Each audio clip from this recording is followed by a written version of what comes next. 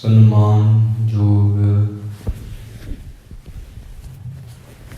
ਗੁਰੂ ਕੀ ਸਾਜੀ ਹੋਈ ਸਾਧ ਸੰਗਤ ਜੀ, ਸਾਡੇ ਵੱਡੇ ਭਾਗ ਹਨ ਜੋ ਕਿ ਸਾਨੂੰ ਇਹ ਅੰਮ੍ਰਿਤ ਵੇਲੇ ਦੀ ਦਾਤ ਅਤੇ ਗੁਰੂ ਸਾਹਿਬ ਜੀ ਦੀ ਸੰਗਤ ਨਸੀਬ ਹੋਈ ਹੈ। ਅੰਮ੍ਰਿਤ ਵੇਲੇ ਦਾ ਜਾਗਣਾ, ਜੇ ਕੋਈ ਜਾਗੈ ਨਿਤ, ਇੱਕ ਵਡੇਂਦੀ ਆਰ ਜਾ, ਦੂਜਾ ਸਾਹਿਬ ਆਵੈ ਚਿੱਤ। ਇਸ ਕਰਕੇ ਅੰਮ੍ਰਿਤ ਵੇਲੇ ਉੱਠਣਾ ਤੇ ਗੁਰੂ ਦਾ ਜਸ ਕਰਨਾ ਇੱਕ ਬਹੁਤ ਚੰਗੀ ਆਦਤ ਹੈ, ਜਿਹੜੀ ਸਦਾ ਹੀ ਸਾਡੇ ਜੀਵਨ ਨੂੰ ਚੜ੍ਹਦੀ ਕਲਾ ਵਿੱਚ ਰੱਖਦੀ ਹੈ। ਸੋ ਆਓ ਗੁਰਬਾਣੀ ਵਿਚਾਰ ਆਰੰਭ ਕਰੀਏ। ਪ੍ਰਥਮ ਪਿਆਰ, ਅਦਬ ਤੇ ਸਤਿਕਾਰ ਦੇ ਨਾਲ ਆਖੋ ਜੀ, ਵਾਹਿਗੁਰੂ ਜੀ ਕਾ ਖਾਲਸਾ, ਵਾਹਿਗੁਰੂ ਜੀ ਕੀ ਫਤਿਹ। ਅੱਜ ਦਾ ਪਾਵਨ ਹੁਕਮਨਾਮਾ ਸਾਹਿਬ ਭਗਤ ਕਬੀਰ ਸਾਹਿਬ ਜੀ, ਉਹਨਾਂ ਦੀ ਰਸਨਾ ਤੋਂ ਗਾਇਨ ਕੀਤਾ ਹੋਇਆ ਹੈ, ਜੋ ਕਿ ਰਾਗ ਧਨਾਸਰੀ ਦੇ ਵਿੱਚ 691 ਅੰਗ ਤੋਂ ਆਰੰਭ ਹੋ ਕੇ 692 ਅੰਗ ਤੇ ਇਸ ਦੀ ਸਮਾਪਤੀ ਸੰਪੂਰਨਤਾ ਹੁੰਦੀ ਹੈ। ਭਗਤ ਕਬੀਰ ਸਾਹਿਬ ਜੀ ਨੇ ਇਸ ਸ਼ਬਦ ਦੇ ਅੰਦਰ ਜੋ ਕੇਂਦਰੀ ਭਾਵ ਸਮਝਾਇਆ ਹੈ ਸਾਨੂੰ, ਉਹ ਸਾਧ ਸੰਗਤ ਦੀ ਮਹਿਮਾ ਹੈ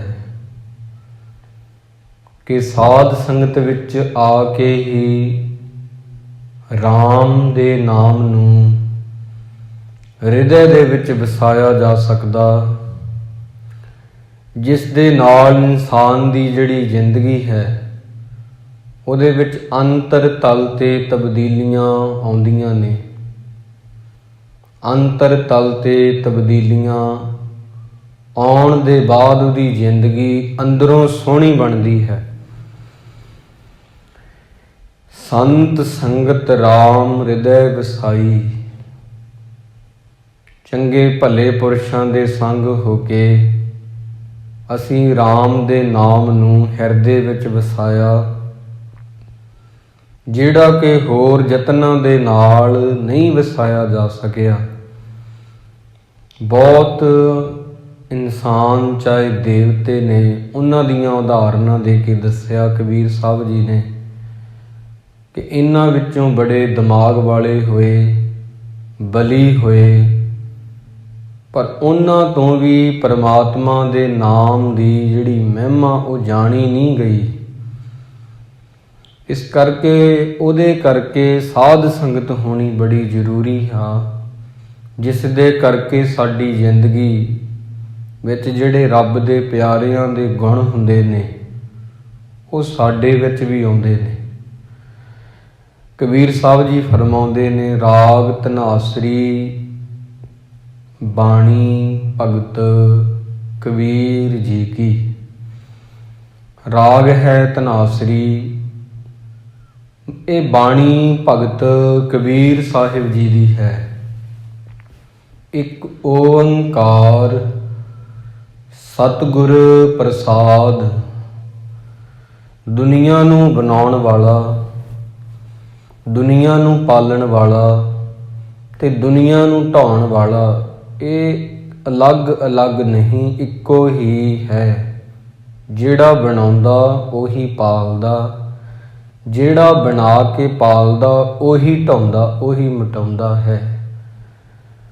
ਓੰਕਾਰ ਉਹਦਾ ਇੱਕ ਸ਼ਬਦ ਹੈ ਜੋ ਕਿ ਸਾਰੇ ਸਰੀਰਾਂ ਵਿੱਚ ਪਰੋਇਆ ਹੋਇਆ ਸਮਾਇਆ ਹੋਇਆ ਹੈ। ਉਸ ਕਰਕੇ ਹੀ ਇਹ ਜਿਹੜਾ ਸਰੀਰ ਆ ਇਹਦੀ ਕਦਰ ਹੈ। ਇਸ ਤੋਂ ਬਿਨਾਂ ਉਹ ਸਰੀਰ ਸਿਰਫ ਲਾਸ਼ ਤੇ ਮੁਰਦਾ ਹੈ, ਜਿਹਨੂੰ 2 ਘੜੀਆਂ ਵੀ ਇਨਸਾਨ ਘਰ ਵਿੱਚ ਨਹੀਂ ਰੱਖਦੇ। ਅਰਥੀ ਤੇ ਪਾ ਕੇ ਜਲਦੀ ਤੋਂ ਜਲਦੀ ਉਹਨੂੰ ਸ਼ਮਸ਼ਾਨ ਘਾਟ ਲਿਜਾਇਆ ਜਾਂਦਾ ਹੈ ਤੇ ਉਸ ਤੋਂ ਬਾਅਦ ਉਹਦੀ ਅੰਤਮ ਕਿਰਿਆ ਕਰ ਦਿੱਤੀ ਜਾਂਦੀ ਹੈ। ਪਰ ਜਦੋਂ ਤੱਕ ਇਹ ਗੁਰੂ ਦੀ ਜੋਤ, ਗੁਰੂ ਦਾ ਸ਼ਬਦ ਅੰਦਰ ਹੈ ਪਰਮਾਤਮਾ ਦਾ ਓੰਕਾਰ, ਉਦੋਂ ਤੱਕ ਹੀ ਸਰੀਰ ਦੀ ਕਦਰ ਹੈ। ਇਸ ਤੋਂ ਬਾਅਦ ਇਹ ਮਿੱਟੀ ਹੋ ਜਾਂਦਾ ਹੈ। ਸਤਿਗੁਰ ਪ੍ਰਸਾਦ, ਉਹ ਵਾਹਿਗੁਰੂ ਦਾ ਜਿਹੜਾ ਸੁਭਾਅ, ਪਰਮਾਤਮਾ ਦੀ ਬੰਦਗੀ, ਇਹ ਗੁਰੂ ਦੇ ਪ੍ਰਸਾਦ, ਸਤਿਗੁਰ ਦੀ ਕਿਰਪਾ, ਉਹਦੀਆਂ ਅਸੀਸਾਂ, ਉਹਦੀਆਂ ਮਿਹਰਾਂ ਦੁਆਰਾ ਹੀ ਪ੍ਰਾਪਤ ਹੁੰਦੀ ਹੈ। ਸਨਕ ਸਨੰਦ ਮਹੇਸ਼ ਸਮਾਨਾ। ਭਗਤ ਕਬੀਰ ਸਾਹਿਬ ਜੀ ਕਹਿੰਦੇ ਨੇ ਕਿ ਬ੍ਰਹਮਾ ਦੇ ਪੁੱਤਰ ਹੋਏ ਸਨਕ ਸਨੰਦ ਸੰਤ ਕੁਮਾਰ। ਬ੍ਰਹਮਾ ਆਪ ਵੀ ਬੜਾ ਵਿਦਵਾਨ ਸੀ, ਵੇਦਾਂ ਦਾ ਗਿਆਤਾ ਸੀ, ਬੜੀ ਉਹਨੂੰ ਨੌਲੇਜ ਸੀ, ਸਮਝ ਸੀ। ਪਰ ਕੁਝ ਐਸੇ ਵਿਕਾਰ ਉਹਦੇ ਅੰਦਰ ਆ ਗਏ ਜਿਹਦੇ ਕਰਕੇ ਉਹ ਪਰਮਾਤਮਾ ਦੇ ਅਸਲ ਮਕਸਦ ਨੂੰ ਸਮਝ ਨਹੀਂ ਪਾਇਆ ਤੇ ਇਵੇਂ ਹੀ ਉਹਦੇ ਪੁੱਤਰ ਸਨ। ਉਹਨਾਂ ਦਾ ਨਾਮ ਕਬੀਰ ਸਾਹਿਬ ਜੀ ਨੇ ਦੱਸਿਆ, ਸਨਕ ਸਨੰਦ ਸੰਤ ਕੁਮਾਰ, ਇਹ ਉਹਦੇ ਪੁੱਤਰਾਂ ਦੇ ਨਾਮ ਨੇ। ਤੇ ਮਹੇਸ਼ ਸਮਾਨਾ, ਮਹੇਸ਼ ਕਹਿੰਦੇ ਨੇ ਸ਼ਿਵ ਨੂੰ, ਹਿੰਦੂ ਵੀਰ ਇਹਨੂੰ ਸ਼ਿਵ ਜੀ ਕਹਿੰਦੇ ਨੇ ਸਤਿਕਾਰ ਦੇ ਨਾਲ। ਇਹਦੇ ਕਾਫੀ ਸਾਰੇ ਮੰਦਿਰ ਇੰਡੀਆ ਦੇ ਵਿੱਚ ਨੇ, ਪੰਜਾਬ ਵਿੱਚ ਵੀ ਹੈਗੇ ਨੇ, ਬਾਹਰਲੀਆਂ ਸਟੇਟਾਂ ਦੇ ਵਿੱਚ ਬਹੁਤ ਬਣੇ ਹੋਏ ਨੇ ਇਹਦੇ ਮੰਦਿਰ। ਇਹ ਗਲ ਦੇ ਵਿੱਚ ਮਰੇ ਹੋਏ ਵਿਅਕਤੀਆਂ ਦੀਆਂ ਖੋਪੜੀਆਂ ਪਾ ਕੇ ਰੱਖਦਾ ਹੈ, ਉਹਨਾਂ ਦੀ ਮਾਲਾ ਸਰੀਰ ਤੇ ਭਸਮ ਮਿਲੀ ਹੁੰਦੀ ਆ। ਇਹ ਸਾਰਾ ਮੌਤ ਦਾ ਹੀ ਪ੍ਰਤੀਕ ਆ ਜੋ ਸ਼ਿਵ ਹੈ। ਤਾਂ ਦੁਨੀਆ ਦੇ ਲੋਕਾਂ ਨੇ ਮੌਤ ਤੋਂ ਬਚਣ ਲਈ, ਮੌਤ ਤੋਂ ਡਰਦੇ ਸਨ, ਇਸ ਕਰਕੇ ਇਹਦੇ ਮੰਦਿਰ ਬਹੁਤ ਬਣਾਏ ਹੋਏ ਨੇ।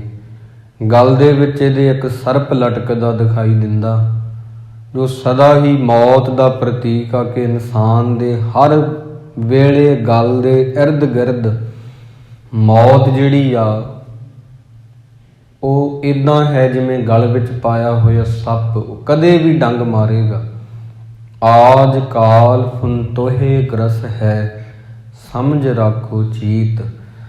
ਤਾਂ ਇੱਦਾਂ ਇਹ ਦੇਵਤਿਆਂ ਦੇ ਚਿੰਨ੍ਹ ਸਨ। ਪਰ ਕਬੀਰ ਸਾਹਿਬ ਜੀ ਕਹਿੰਦੇ ਨੇ ਇਹਨਾਂ ਨੇ ਪਰਮੇਸ਼ਰ ਦਾ ਅੰਤ ਨਹੀਂ ਪਾਇਆ। ਦੁਨੀਆ ਤੇ ਇਹ ਵੀ ਦੇਵਤੇ ਵੀ ਆਏ ਨੇ, ਬ੍ਰਹਮਾ ਵਰਗੇ, ਸਨਕ ਸਨੰਦ ਵਰਗੇ, ਸ਼ਿਵ ਵਰਗੇ। ਸ਼ੇਖ ਨਾਗ ਤੇਰੂ ਮਰਮ ਨਾ ਜਾਨਾ।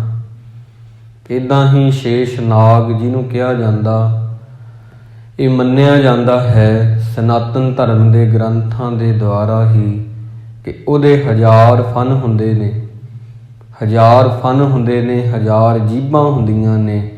ਪਰਮਾਤਮਾ ਦਾ ਨਾਮ ਉਹ ਵੀ ਰੋਜ਼ ਜਪਦਾ, ਪਰਮਾਤਮਾ ਦੀ ਬੰਦਗੀ ਰੋਜ਼ ਕਰਦਾ। ਜਿਹੜੇ ਅੱਜ ਨਾਮ ਉਹਨੇ ਲੈ ਦਿੱਤੇ ਉਹ ਕੱਲ੍ਹ ਨੂੰ ਨਹੀਂ ਲਵੇਗਾ। ਰੱਬ ਦੇ ਰੋਜ਼ ਨਵੇਂ ਨਾਮ ਲੈ ਕੇ ਯਾਦ ਕਰਦਾ। ਪਰ ਉਹਨੇ ਵੀ ਪਰਮਾਤਮਾ ਦਾ ਓੜਕ ਅੰਤ ਨਹੀਂ ਲੱਭਿਆ, ਅੰਤ ਨਹੀਂ ਜਾਣਿਆ। ਸ਼ੇਖ ਨਾਗ ਤੇਰੋ ਮਰਮ ਨਾ ਜਾਨਾ। ਭਾਵ ਪਰਮਾਤਮਾ ਇੰਨਾ ਬੇਅੰਤ ਹੈ ਕਿ ਇਨਸਾਨ ਤਾਂ ਦੂਰ ਦੀ ਗੱਲ, ਬ੍ਰਹਮਾ ਵਰਗੇ, ਬ੍ਰਹਮਾ ਦੇ ਪੁੱਤਰਾਂ ਵਰਗੇ, ਸ਼ਿਵ ਵਰਗੇ, ਸ਼ੇਸ਼ ਨਾਗ ਵਰਗਿਆਂ ਨੇ ਉਹਦਾ ਅੰਤ ਨਹੀਂ ਪਾਇਆ। ਸੰਤ ਸੰਗਤ ਰਾਮ ਹਿਰਦੈ ਵਸਾਈ। ਇਸ ਕਰਕੇ ਹੁਣ ਭਗਤ ਕਬੀਰ ਸਾਹਿਬ ਜੀ ਕਹਿੰਦੇ ਮੈਂ ਪਰਮਾਤਮਾ ਦਾ ਅੰਤ ਨਹੀਂ ਲੱਭਣ ਤੁਰਦਾ। ਕਿ ਮੇਰੇ ਦਿਲ ਵਿੱਚ ਇਹ ਨਹੀਂ ਕਿ ਮੈਂ ਉਹਦਾ ਅੰਤ ਪਾਉਣਾ, ਮੈਂ ਉਹਦਾ ਓੜਕ ਲੱਭਣਾ। ਕਬੀਰ ਸਾਹਿਬ ਜੀ ਕਹਿੰਦੇ ਸਗੋਂ ਮੈਂ ਸਾਧੂਆਂ ਦੇ ਸੰਗ ਹੋ ਕੇ ਪਰਮਾਤਮਾ ਨੂੰ ਯਾਦ ਕਰਦਾ ਹਾਂ, ਉਹਦੀ ਬੰਦਗੀ ਕਰਦਾ ਹਾਂ, ਰਾਮ ਰਾਮ ਰਾਮ ਨੂੰ ਹਿਰਦੇ ਵਿੱਚ ਵਸਾਉਂਦਾ ਹਾਂ, ਜਿਹੜਾ ਸਾਰਿਆਂ ਦੇ ਦਿਲਾਂ ਵਿੱਚ ਵਸਣ ਵਾਲਾ ਹੈ। ਮੈਂ ਬ੍ਰਹਮਾ ਵਾਂਗ ਉਹਦਾ ਅੰਤ ਨਹੀਂ ਲੱਭਣ ਤੁਰਿਆ ਤੇ ਸ਼ਿਵ ਦੇ ਵਾਂਗ ਉਹਦਾ ਅੰਤ ਪਾਉਣ ਦੀ ਇੱਛਾ ਨਹੀਂ ਕੀਤੀ। ਬਸ ਮੈਂ ਉਹਨੂੰ ਯਾਦ ਕਰਦਾ ਹਾਂ, ਉਹਨੂੰ ਚੇਤੇ ਕਰਦਾ ਹਾਂ, ਇਹੀ ਮੇਰਾ ਕੰਮ ਹੈ। ਕੰਠੇ ਮਾਲਾ ਜਿਹਵਾ ਰਾਮ, ਸਹੰਸ ਨਾਮ ਲੈ ਲੈ ਕਰੋ ਸਲਾਮ। ਕਹਿਤ ਕਬੀਰ ਰਾਮ ਗੁਣ ਗਾਵੋ, ਹਿੰਦੂ ਤੁਰਕ ਦੋ ਸਮਝਾਵੋ। ਹਿੰਦੂਆਂ ਨੂੰ ਵੀ ਤੇ ਮੁਸਲਮਾਨਾਂ ਨੂੰ ਵੀ ਭਗਤ ਕਬੀਰ ਜੀ ਕਹਿੰਦੇ ਮੈਂ ਇਹੀ ਗੱਲ ਸਮਝਾਉਂਦਾ ਹਾਂ ਕਿ ਤੁਹਾਨੂੰ ਦੋਨਾਂ ਨੂੰ ਹੀ ਪਰਮਾਤਮਾ ਦੀ ਬੰਦਗੀ ਕਰਨੀ ਚਾਹੀਦੀ ਹੈ, ਜਾਤਾਂ ਪਾਤਾਂ ਨੂੰ ਛੱਡ ਕੇ। ਇਸ ਕਰਕੇ ਦੋਨਾਂ ਨੂੰ ਇਹ ਗੱਲ ਆਖਦਾ ਹਾਂ ਕਿ ਪਰਮਾਤਮਾ ਦੇ ਵੱਖ-ਵੱਖ ਨਾਮ ਲੈ ਕੇ ਉਹਨੂੰ ਸਲਾਮ ਕਰਨੀ ਚਾਹੀਦੀ ਆ, ਉਹਨੂੰ ਸਜਦਾ ਕਰਨਾ ਚਾਹੀਦਾ ਹੈ, ਉਹਨੂੰ ਮੱਥਾ ਟੇਕਣਾ ਚਾਹੀਦਾ ਹੈ। ਤਾਂ ਅੱਗੇ ਕਹਿੰਦੇ ਨੇ ਕਬੀਰ ਸਾਹਿਬ ਜੀ ਰਹਾਉ ਤੋਂ ਬਾਅਦ, ਹਨੂਮਾਨ ਸਰ ਗਰੜ ਸਮਾਨਾ। ਇਸ ਕਰਕੇ ਬਜਰੰਗ ਬਲੀ ਜਿਹਨੂੰ ਕਹਿੰਦੇ ਨੇ ਹਿੰਦੂ ਵੀਰ, ਉਹਨਾਂ ਲਈ ਉਹ ਦੇਵਤਾ ਹੈ। ਕਈ ਰੱਬ ਜਾਣ ਕੇ ਮੰਨਦੇ ਨੇ, ਤਾਂ ਇਹਦੇ ਵੀ ਕਾਫੀ ਸਾਰੇ ਮੰਦਿਰ ਹੈਗੇ ਨੇ ਬਜਰੰਗ ਬਲੀ ਜਿਹਨੂੰ ਕਹਿੰਦੇ ਨੇ। ਵੱਡੀਆਂ ਵੱਡੀਆਂ ਮੂਰਤੀਆਂ ਵੱਡਿਆਂ ਸ਼ਹਿਰਾਂ ਦੇ ਵਿੱਚ ਤੁਸੀਂ ਦੇਖ ਸਕਦੇ ਹੋ ਬਣੀਆਂ ਹੋਈਆਂ ਨੇ। ਤਾਂ ਸਰ ਗਰੜ ਸਮਾਨਾ, ਗਰੜ ਇੱਕ ਪੰਛੀ ਦਾ ਨਾਮ ਆ। ਇਹ ਆਕਾਰ ਦੇ ਵਿੱਚ ਬਹੁਤ ਵੱਡਾ ਹੁੰਦਾ, ਮੰਨਿਆ ਜਾਂਦਾ ਵਿਸ਼ਨੂੰ ਦੀ ਇਹ ਸਵਾਰੀ ਆ, ਉਹਦੀ ਇਹ ਸਵਾਰੀ ਆ। ਤੇ ਇਹਨਾਂ ਨੇ ਵੀ ਵਾਹਿਗੁਰੂ ਤੇਰਾ ਅੰਤ ਨਹੀਂ ਪਾਇਆ। ਹੁਣ ਹਨੂਮਾਨ ਜਿਹੜਾ ਬਜਰੰਗ ਬਲੀ, ਉਹਦੇ ਵਿੱਚ ਕਿੰਨਾ ਜ਼ੋਰ ਹੈ।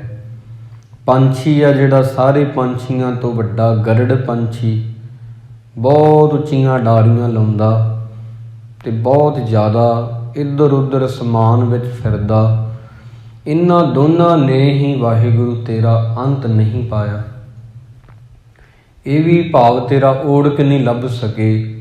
ਇਹਨਾਂ ਕੋਲ ਭਾਵੇਂ ਸ਼ਕਤੀਆਂ ਨੇ ਪਰ ਫਿਰ ਵੀ ਨਹੀਂ। ਸੁਰਪਤ ਨਰਪਤ ਨਹੀਂ ਗੁਣ ਜਾਨਾ।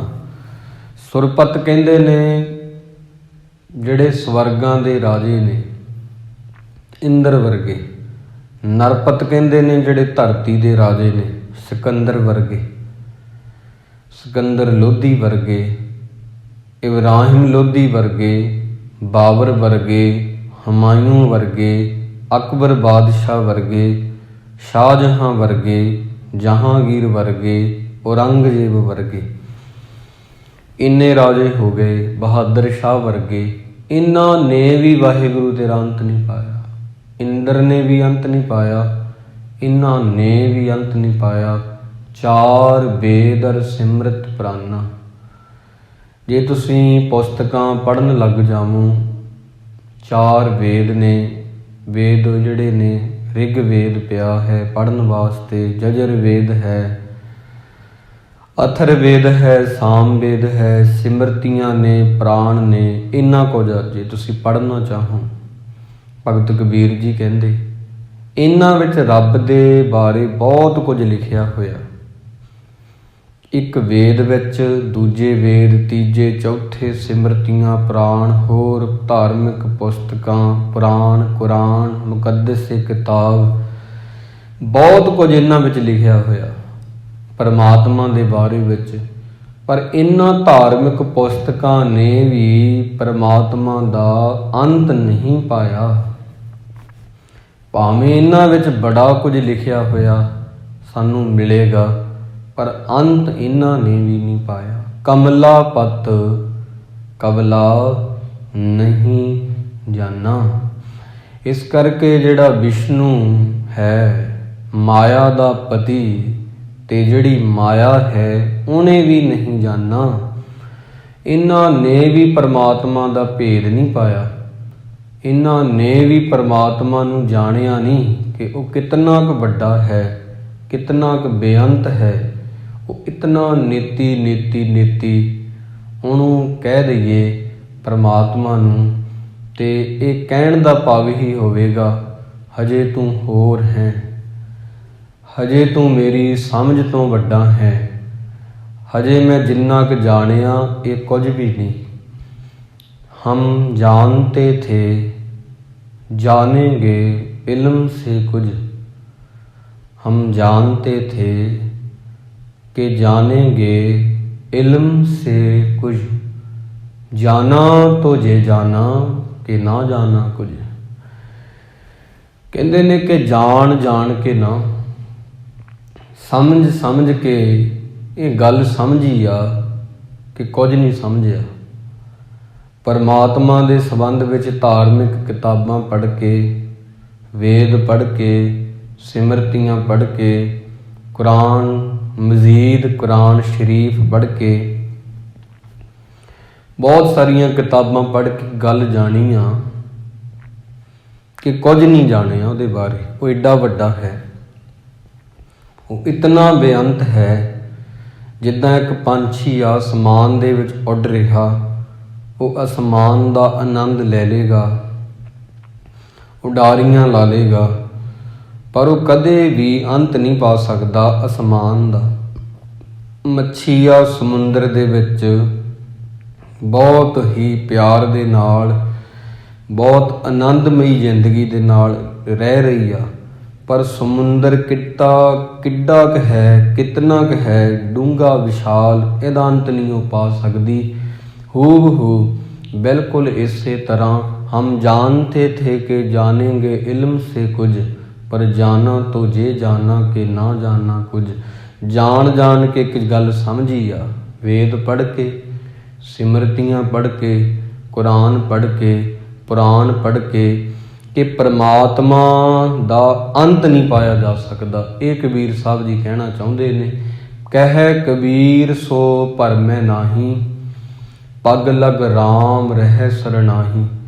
कबीर साहब जी कहते ਉਹ ਬੰਦਾ ਕਦੇ ਵੀ ਭਰਮਾਂ ਦੇ ਵਿੱਚ ਨਹੀਂ ਪੈਂਦਾ, ਉਹ ਬੰਦਾ ਕਦੇ ਵੀ ਭੁਲੇਖਿਆਂ ਵਿੱਚ ਨਹੀਂ ਫਸਦਾ, ਜਿਹੜਾ ਸਦਾ ਸਾਧੂਆਂ ਦੇ ਸੰਗ ਹੋ ਕੇ ਜਾਂ ਗੁਰੂ ਦੇ ਸੰਗ ਹੋ ਕੇ ਰਹਿੰਦਾ ਹੈ। ਕਿਉਂਕਿ ਇਹ ਆਮ ਇੱਕ ਬੰਦੇ ਦੀ ਜ਼ਿੰਦਗੀ ਆ। ਜਦੋਂ ਇਨਸਾਨ ਦੁਖੀ ਹੁੰਦਾ ਨਾ, ਕੋਈ ਵੀ ਬੰਦਾ ਦੁਖੀ ਹੁੰਦਾ, ਉਹ ਦੁੱਖ ਨੂੰ ਛੇਤੀ ਤੋਂ ਛੇਤੀ ਸੁੱਖ ਦੇ ਵਿੱਚ ਬਦਲਣਾ ਚਾਹੁੰਦਾ ਹੈ। ਮੰਨ ਲਓ ਕੋਈ ਵੀ ਦੁਖੀ ਆ, ਕਿਸੇ ਨੂੰ ਕੋਈ ਰੋਗ ਲੱਗ ਗਿਆ, ਉਹਨੂੰ ਬੜੀ ਕਾਹਲ ਹੁੰਦੀ ਆ ਕਿ ਛੇਤੀ ਤੋਂ ਛੇਤੀ ਇਹਨੂੰ ਠੀਕ ਕੀਤਾ ਜਾਵੇ। ਲੋਕ ਫਿਰ ਮੈਡੀਸਿਨ ਖਾਂਦੇ ਨੇ, ਸਾਰੇ ਜਿਹੜੇ ਰੋਗੀ ਨੇ ਉਹ ਜਿਵੇਂ ਜਿਵੇਂ ਉਹਨਾਂ ਨੂੰ ਕੋਈ ਕਹੀ ਜਾਂਦਾ ਤਿਵੇਂ ਤਿਵੇਂ ਕਰੀ ਜਾਂਦੇ ਨੇ। ਇਸ ਕਰਕੇ ਬੜੀਆਂ ਦਵਾਈਆਂ ਹਨ, ਹੋਮੋਪੈਥਿਕ ਦਵਾਈ ਆ, ਆਮ ਮੈਡੀਸਨ ਆ, ਐਲੋਪੈਥੀ ਆ, ਇਹ ਸਭ ਕੁਝ ਆ, ਇਲੈਕਟ੍ਰੋਪੈਥੀ ਆ, ਸਾਰਾ ਕੁਝ ਲੋਕ ਵਰਤਦੇ ਨੇ, ਦੇਸੀ ਦਵਾਈਆਂ ਨੇ। ਪਰ ਕਈ ਵਾਰ ਲੋਕ ਉਹਨਾਂ ਨੂੰ ਕਹਿੰਦੇ ਨੇ ਕਿ ਫਲਾਣਾ ਉਹ ਜਗ੍ਹਾ ਕੋਈ ਹੈ, ਉਹਦੇ ਕੋਲ ਜਾਓ ਤੁਸੀਂ ਠੀਕ ਹੋ ਜਾਓਗੇ। ਉਹ ਬੰਦੇ ਫਿਰ ਉੱਥੇ ਚਲੇ ਜਾਂਦੇ ਨੇ। ਉਹ ਇਨਸਾਨ ਜਿਹੜੇ ਨੇ ਪਖੰਡਾਂ ਵਿੱਚ ਫਸਾ ਦਿੰਦੇ ਨੇ ਉਹਨਾਂ ਬੰਦਿਆਂ ਨੂੰ ਜਿਹੜੇ ਛੇਤੀ ਸੁਖੀ ਹੋਣਾ ਚਾਹੁੰਦੇ ਨੇ।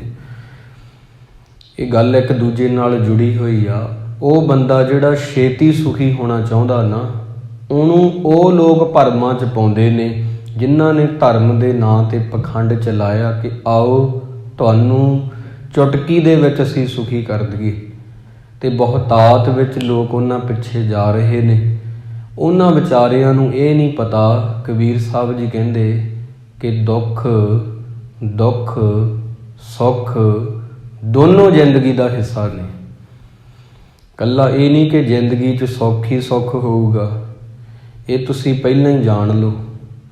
ਇਹ ਨਹੀਂ ਕਿ ਜ਼ਿੰਦਗੀ ਵਿੱਚ ਹਾਸੇ ਹੀ ਹੋਣਗੇ, ਜ਼ਿੰਦਗੀ 'ਚ ਸੰਜੋਗ ਹੀ ਹੋਊਗਾ।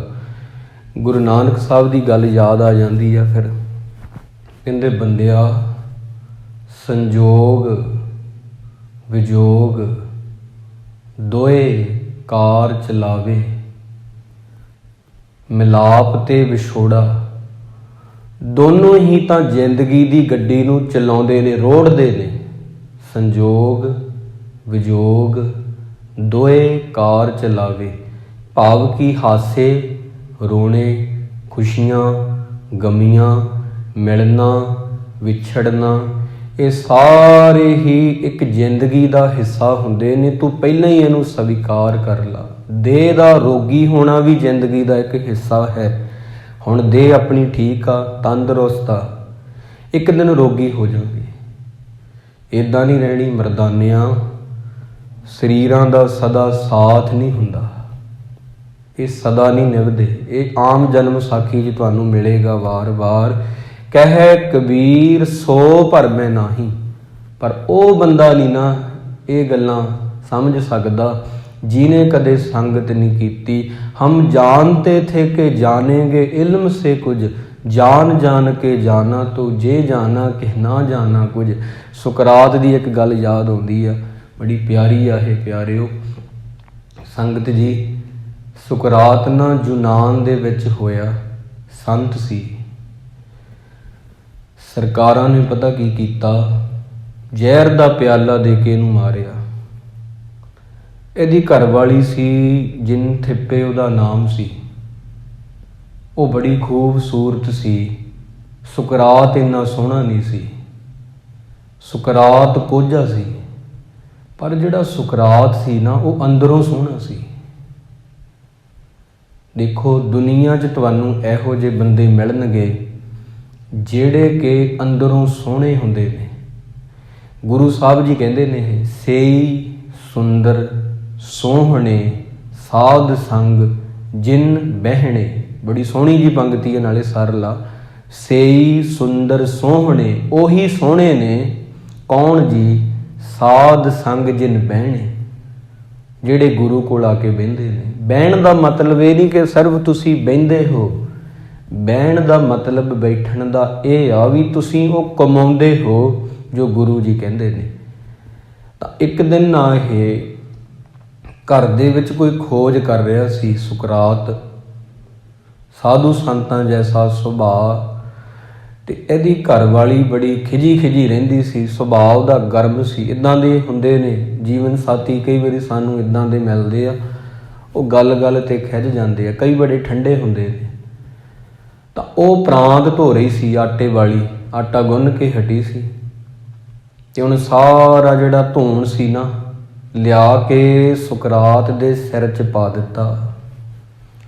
ਸੁਕਰਾਤ ਜੀ ਕੁਝ ਨਹੀਂ ਬੋਲੇ।